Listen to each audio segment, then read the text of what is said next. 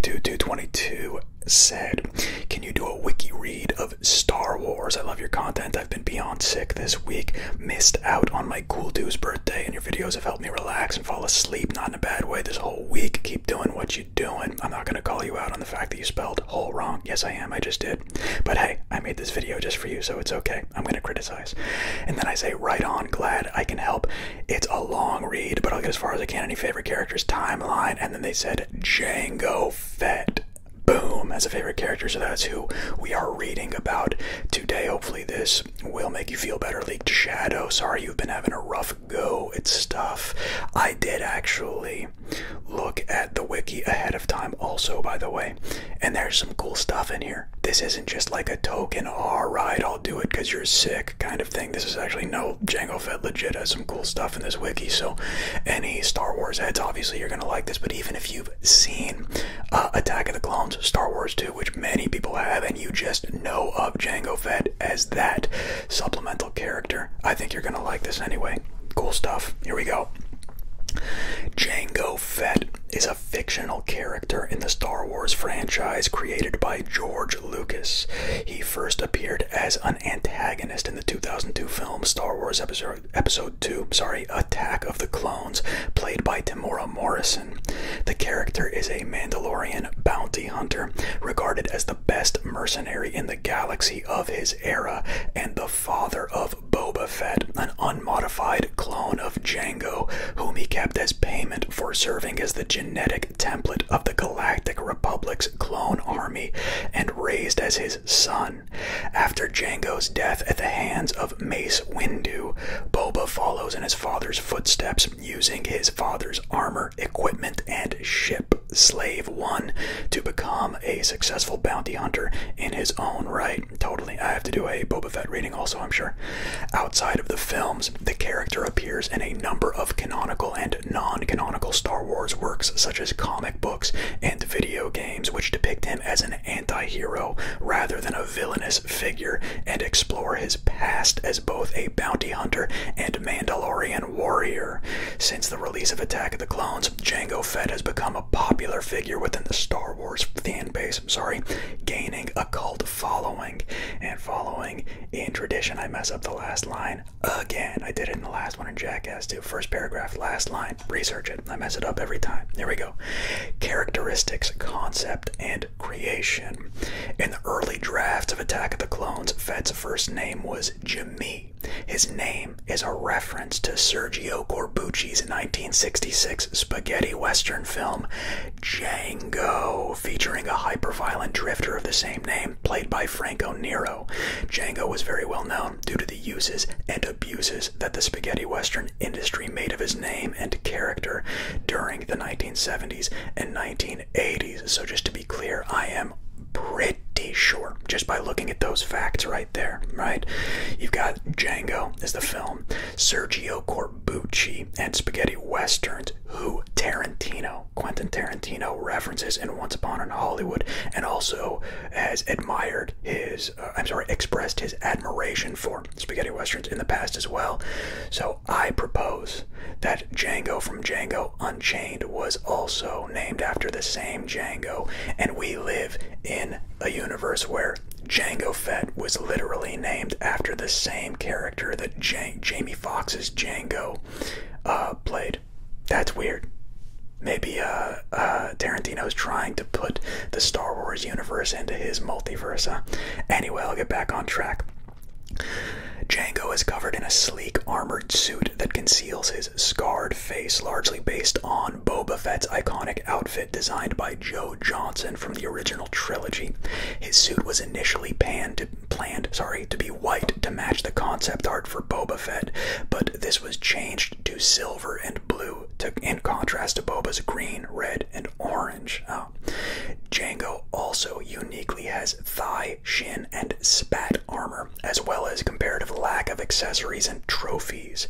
Franchise creator George Lucas decided that Jango would wear Mandalorian armor, but would not be from their planet. Portrayal. Jango Fett was portrayed by Temuera Morrison in Attack of the Clones, who subsequently voiced the character in most of his video game appearances, including Star Wars Bounty Hunter, Star Wars Battlefront 2,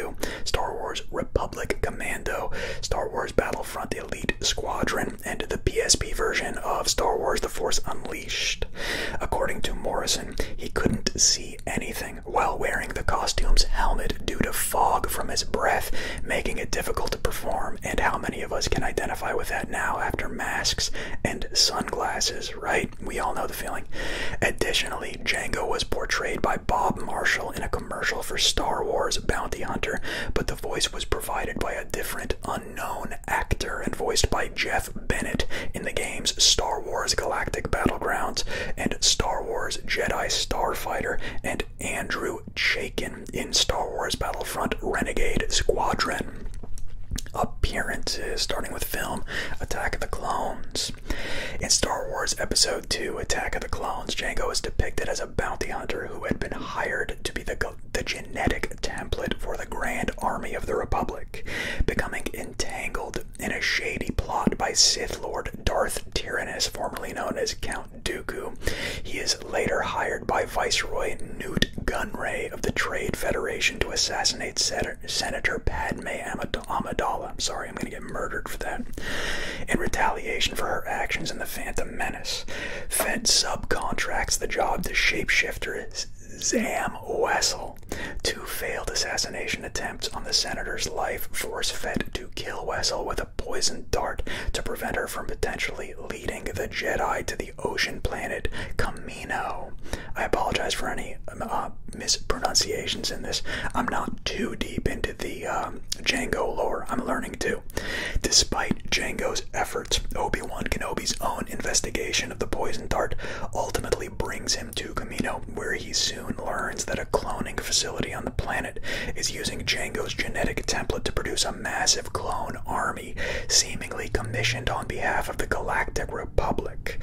The ensuing confrontation between Obi-Wan and Jango forces the latter to flee to, is it Geonosis? I think it's Geonosis, rendezvousing with his benefactor Tyrannus.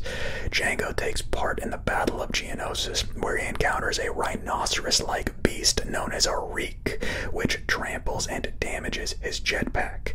Unable to fly away, he is then decapitated by Jedi Master Mace Windu. Let's take a moment and yeah, I just called him Mace Windu. He is then decapitated by Jedi Master Mace Windu. Jango's legacy is taken up in the form of the Republic's clone army based on his genetic material, as well as his son Boba, who inherits the armor once worn by Jango and goes on to become the most notorious bounty hunter in the galaxy. On television, starting with the Clone Wars, Jango is mentioned posthumously several times in the CGI animated series Star Wars The Clone Wars. In the episode The Mandalore Plot, Obi-Wan Kenobi mentions his encounter with Jango to Prime Minister Almec of Mandalore, who dismisses Fett's ties to the Mandalorian culture. In the In the episode Clone Cadets, Prime Minister Lama Su of Kamino laments that Fett's death has resulted in the Kaminoan cloners' supply of his DNA being stretched thin. A hologram of Fett appears in the following episode, Arc Troopers. In a 3-episode story arc comprising Death Trap, R2 Come Home, and Lethal Trackdown, Boba Fett works with fellow bounty hunters to exact revenge against Mace Windu for the latter killing his father. The boy sacrifices Jango's helmet to bait Windu toward an explosive device hidden inside it, though Windu senses the trap and survives. After Boba is apprehended by the Republic, he vows to never forgive the Jedi for his father's death. I could see that. The Mandalorian. Jango is mentioned several times in the second season episode, Chapter 14, The Tragedy of the Mandalorian streaming television series. Boba reveals that his armor, which he reclaims from the title character, is the very suit once worn by his father, and thus his birthright. Between Boba's dialogue and the holographic chain code, he shows the protagonist it is established that Jango was adopted into the Mandalorian culture by his mentor Jaster, that he hailed from Concord Dawn, and that he fought in the Mandalorian Civil Wars, elements all broadly reflective of the character's backstory in the Legends comic Jango Fett Open Seasons. Very cool. I have to start watching The Mandalorian again. I dropped off after season 2. Season 1, one of the seasons. I'm not up to date. The Bad Batch. Jango is mentioned again in Star Wars Wars The Bad Batch, a CGI animated spin-off from the Clone Wars series. The episode Bounty Lost reveals that Omega, an enhanced female clone who joined Clone Force 99 after the rise of the Galactic Empire, is a second unaltered replication of Fett's template and therefore his daughter. Canonical Literature. Jango is the protagonist of the Marvel Comics one-shot Star Wars Age of Republic Jango Fett 2019. Legends. In April 2014, most of the licensed Star Wars novels, comics, video games, and other works produced since the original 1977 film were rebranded by Lucasfilm as Star Wars Legends and declared non-canonical to the franchise going forward. Video games. Star Wars Bounty Hunter features Jango Fett as the playable character. The game depicts Jango during his prime as a bounty hunter, providing the backstory to his role in Attack of the Clones. Fett is entangled in an extensive Death Stick trafficking conspiracy, which ends with him defeating fallen Jedi Kamari Vosa and outgunning his longtime rival Montrose. Montrose or Montrose? I'm guessing Montrose.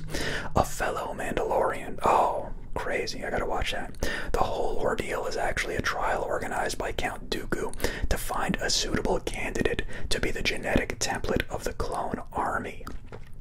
Fett makes further playable appearances in Star Wars Jedi Starfighter, Lego Star Wars Battlefront, Lego Star Wars 2, Lego Star Wars The Complete Saga, Lego Star Wars The Force Awakens, Star Wars Battlefront 2, and Star Wars Battlefront Renegade Squadron.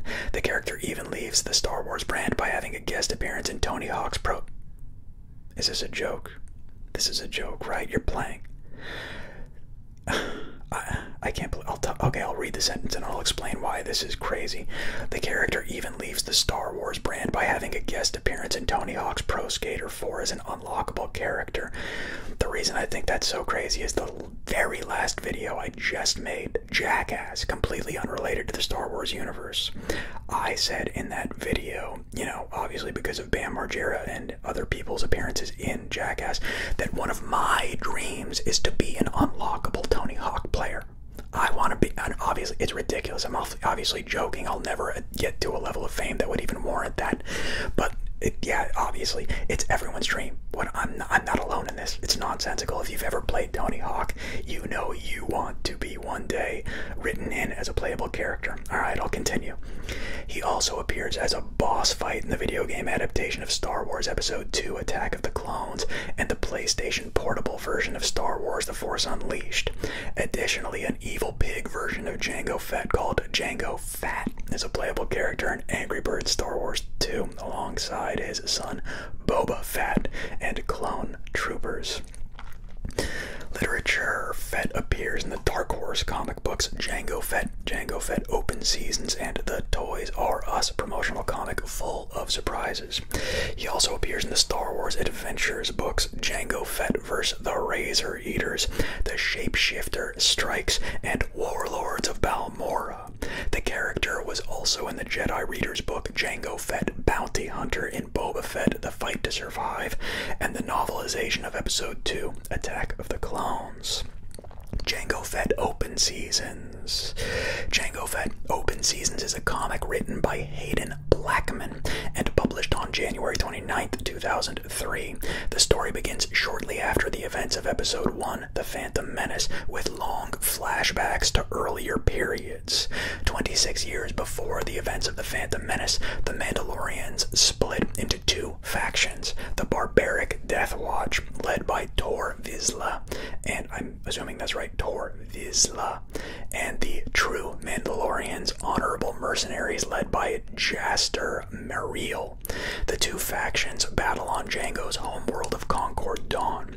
Jango's family helps Jaster, inciting Vizsla and his men to kill them. A young Jango is the only survivor, and while horrified, helps Jaster and his men escape and ambush Death Watch.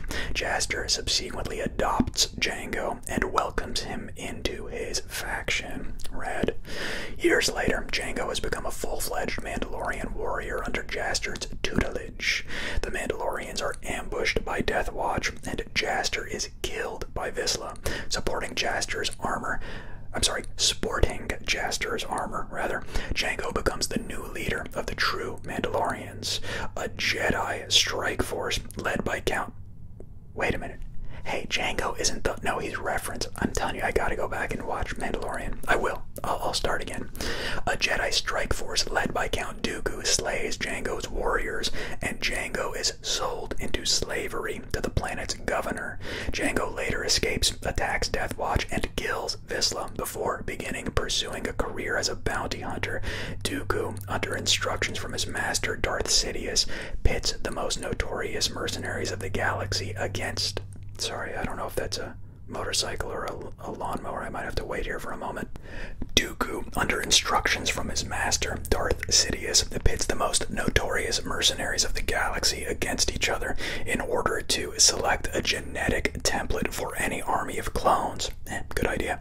Fett emerges victorious and in a tense meeting with Dooku requests one thing in order for donating his DNA, an unmodified clone to be his son and apprentice. So that's cool. There's a motif there where each of the bounty hunters in this lineage between Jaster, Jango, and Boba, each time one of them's killed, the next one avenges the father's death. That's cool. Popular culture. Pop culture website IGN named Jango Fett as the 30th greatest Star Wars character in their top 100 countdown, citing his calm, effective demeanor and prowess in combat despite not possessing a connection with the Force. While not as popular as Boba Fett, he nonetheless became a very well-known figure in popular culture. Yeah, that's cool. I like the fact that that's the last line. Is that's really the takeaway for Mandalorians and like Boba Fett in general. When I first saw Boba Fett, and I'm intentionally saying Boba Fett because just like it's saying he's more well-known than Jango, so I was everyone. What am I talking about? Not just me. Boba Fett was introduced before Jango in Return of the Jedi, right? No, he was. What am I talking about? Boba was in was Boba first introduced in A New Hope in the Cantina? I don't think he was. I'm so sorry. Star Wars heads are going to be furious with me right now. Not the Cantina. What was the restaurant, the pub? Mos Eisley. Was that the Mos Eisley one in A New Hope? And then, obviously, Boba was in Return of the Jedi, but I believe he was at the Cantina. You know, the Cantina. So I think he was there. And so that's what you know of Boba, and he was pretty badass in those movies also. But he didn't possess the Force. That's what made him a unique character. He just flew around and shot his laser guns. And he was, I remember, a very popular toy out of them. Like, obviously you wanted Luke and, what's it called? Vader. You wanted Luke and Vader as a toy in the 80s. But dare I say, you wanted Boba Fett more than Han Solo as an actual toy, because Boba Fett had a helmet and then the zapper, and Han Solo had his brown vest and a zapper. You're like, give me the cool looking guy with the helmet, you know? So yeah, in terms of toys, obviously I'm not saying Boba Fett's a more popular character than Han Solo. Han Solo is literally, what, third most popular? It's got, oh my god, I'm gonna start some shit. I'm an 80s guy talking to all the new Star Wars guys, and you guys are way more versed in it than I am. So like, okay, here's the comments then. I want you guys to do something, please. This would be amazing. In the comments, for all you Star Wars nerds out there, give me your top fives. I want a list, a comment, 1, 2, 3, 4, 5. List your not just favorites, but who you think the most popular or impactful Star Wars characters are ever, okay, in the entire franchise. So I'll start with mine, and then I welcome you to criticize it, attack it, just compare notes. Number one for me, and this is the big one that people are going to be like, what the hell, Luke Skywalker. He just is, dude. He was the first one ever introduced as the hero in the first three. Yes, I know it's actually 4, 5, 6, but technically. And then everything was kind of like building up to him, because you had Anakin and everyone. Okay, I'm getting beside the point. Having said that, number 2, Anakin Skywalker / Darth Vader. That's 2. So it's Luke Skywalker, Darth Vader are my seconds. say Han Solo, because he even has his own movie, Solo, which I liked. You know, F the haters. I mean, I was into it. I liked Solo. But instead of Solo, I'm going to say Yoda is in number 3. Okay, so I'm going to say Luke Skywalker, Darth Vader, then Yoda. And number 4. Oh, God, do we go with Leia? You see what I'm saying here? Is it going to be Leia? Oh, you know what? I almost dropped a huge F-bomb. No. I'll tell you who's going to take number 4. It's Obi Wan. Because if we're talking about like integral to the plot and main character, legendary main character who actually does extend and is featured perhaps in just as many if not more movies than Luke, you're talking Obi Wan. So Luke, Vader / Anakin, Yoda, Obi Wan, and the 5th is going to be who? That's some gray area. There's a lot of toss-ups for number 5. Who is there to choose from? I mean, Leia, I guess. There's the new guys like Poe and Rey. You know what? I don't know. I could only come up with 4 that I believe are truly belong in those positions. Sorry about the airplane. I hope you can still hear me. Maybe I'll stop for it. Yeah, I'll stop and then I'll think about who would be number 5. You know what? Forget it. I'm putting Han in number 5. Actually, there you go. It's all originals. It's all original. And I'll explain why. So just to be clear, my list then would be Luke Skywalker, Darth Vader, Yoda, Obi-Wan Kenobi, followed by Han Solo. And the reason why I'm picking Han, screw it, Han Solo and Leia tie for number 5. Yes, I'll let you have a tiebreaker on number 5 if you want to put those in also. And the reason why is each one of them actually do appear in the new series as well. They both add to the story. I mean, come on, dude. Spoiler alert. Well, I won't spoil it in case people want to see it. Solo is a very pivotal role, especially in his relationship with Adam Driver's character. See, that's why I didn't include him. I forgot what is it? Darth Sirius Black? What is his name? Is it Darth Sirius? Sirius? No. Sidious. Dude, I forgot that guy's name even. But Solo. So those are my 5. Okay. I'm done. Just to repeat my 5 again. Luke Skywalker, Darth Vader, Yoda, Obi-Wan Kenobi, Han Solo, and Leia tie for 5th. And that's all. It's midday. I'm in the middle of my day right now. Do you guys know that? I'm doing this on my lunch break, which is a first, but it's kind of fun. I like it. I don't know if you can hear the traffic behind me. We're going to call this good. And next, we had some requests actually from a couple of people. Bill Murray and Groundhog Day, and in fact, I think Leaked Shadow also requested Groundhog Day at one point, so that's going to be hilarious. You're going to get like 2 requests back to back, my friend, because I do think I'm going to do Groundhog Day, and might even do a Bill Murray one as well. We'll figure it out. I'll let you guys go. But it does look like we're up and running and everything's back to normal now. I'll put it this way. If you're seeing this video and the audio is in sync and the video is passable, like the quality is passable, then we will go ahead and get these back on track on a normal schedule, 1-2 times a week. I'm sorry, not a week, every 2 days at most, but probably just go back to daily. Okay, I'm gonna get the hell out of here because there's an airplane. Talk to you in the comments. Bye bye.